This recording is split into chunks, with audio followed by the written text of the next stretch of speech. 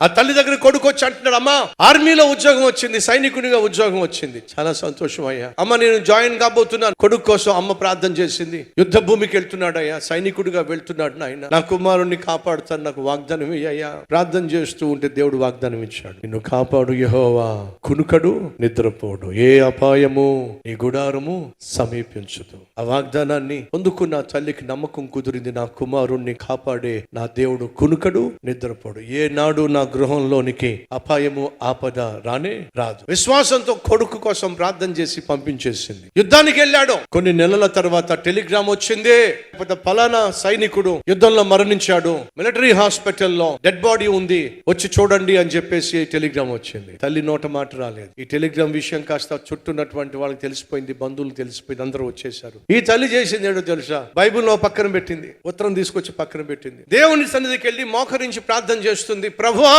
నన్ను దేన్ని నమ్మమంటావు? నీ వాగ్దానాన్ని నమ్మమంటావా? వచ్చిన టెలిగ్రామ్ నమ్మమంటావా? దేన్ని నమ్మమంటావా? ఏ అపాయము సమీపంగా రాదు అని చెప్పావు, ఏంటి టెలిగ్రామ్ అయ్యా?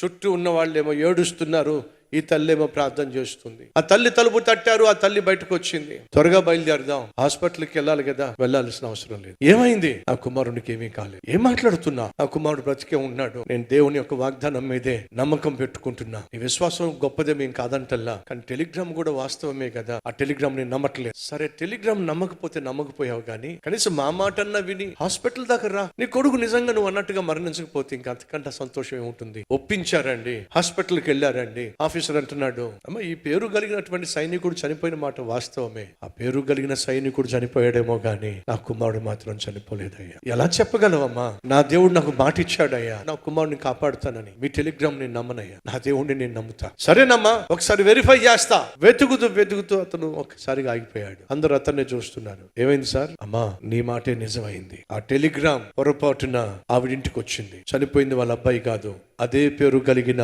మరొక సైనికుడు చనిపోయాడు.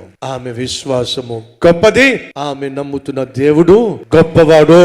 నీలో అవిశ్వాసం ఉంటే నీ జీవితంలో దేవుడు అద్భుతాలు చేయలేడు. నీలో దేవుని పట్లే నమ్మకం లేకపోతే నువ్వు ఏడుస్తానన్నా దేవుడు పట్టించుకోడు. దేవుడిచ్చిన వాగ్దానం మీద నీకు నమ్మకం లేకుండా, దేవుని వాక్యం మీద నీకు నమ్మకం లేకుండా ఒకవేళ నువ్వు అగౌరవించినట్లయితే దేవుడు కూడా ఏమి చేయలేడు. ఎప్పుడు దేవుడు కలుగు చేసుకుంటాడో తెలుసా?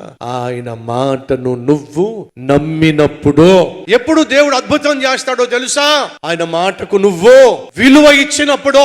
విశ్వాసం లేకుండా ప్రార్థన చేయటం ప్రమాదం. ఈ రీల్ లైక్ చేయండి, అనేక మందికి షేర్ చేయండి.